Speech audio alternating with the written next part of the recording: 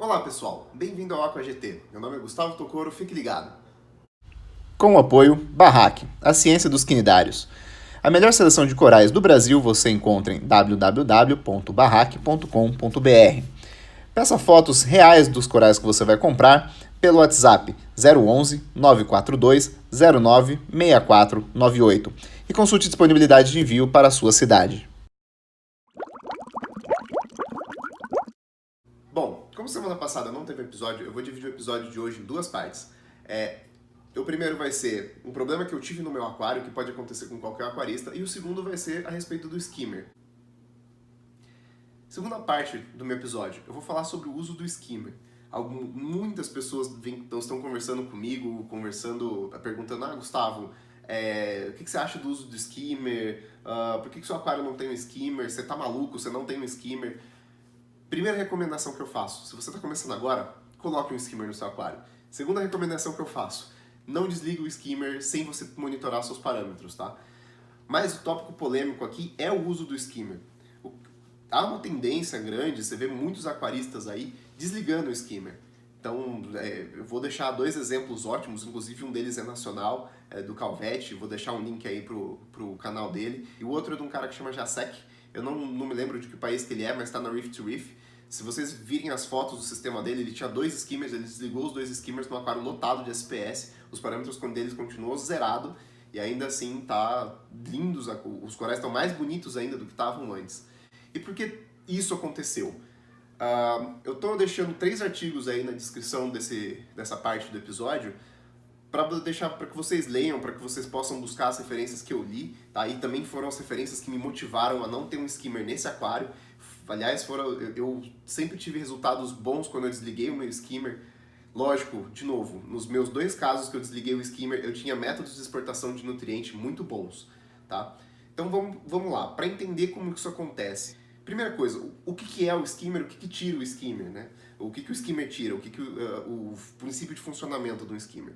O skimmer ele injeta ar através de uma bomba, nessa bomba ela quebra o ar em bolhas muito pequenininhas e essas bolhas vão separando uma sujeira, tá?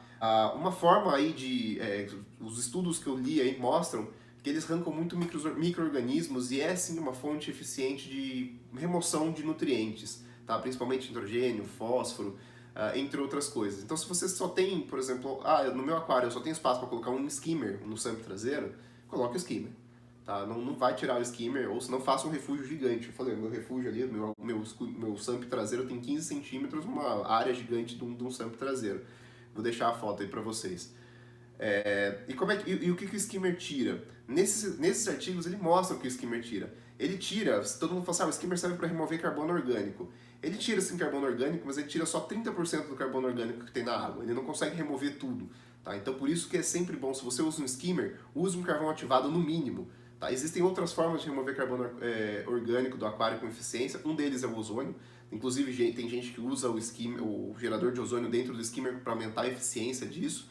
É importante falar que se você usa ozônio dentro do seu skimmer, o seu skimmer ele precisa ser de um material resistente ao ozônio, porque senão ele vai craquelar todinho, tá?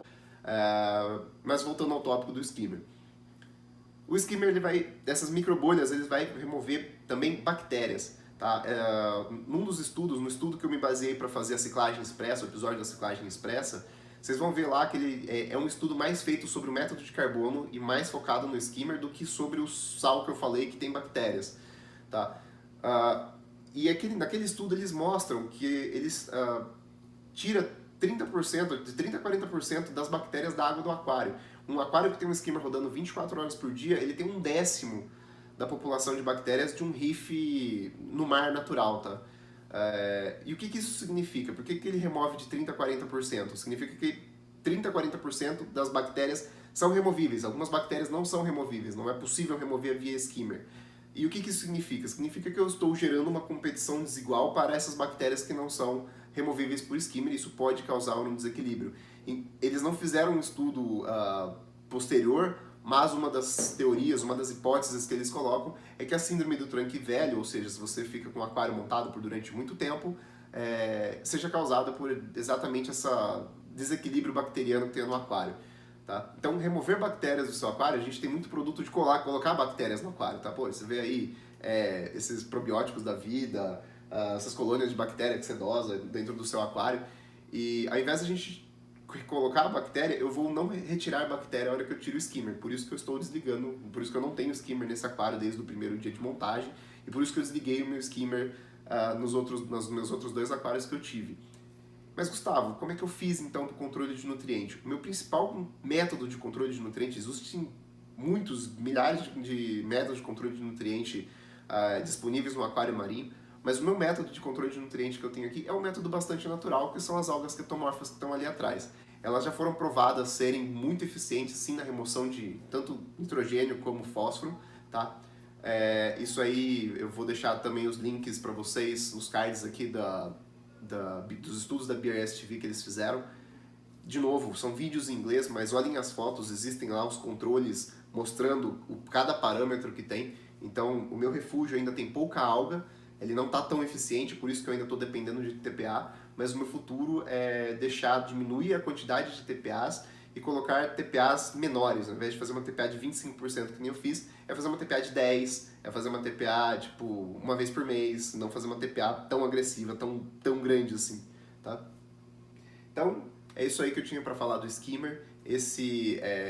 Só para concluir e fechar para vocês, se você for desligar o seu skimmer, saiba muito bem o que você está fazendo. Se você não tem nenhum outro método de exportação de nutriente no seu aquário, não desligue seu skimmer, deixe seu skimmer rodando.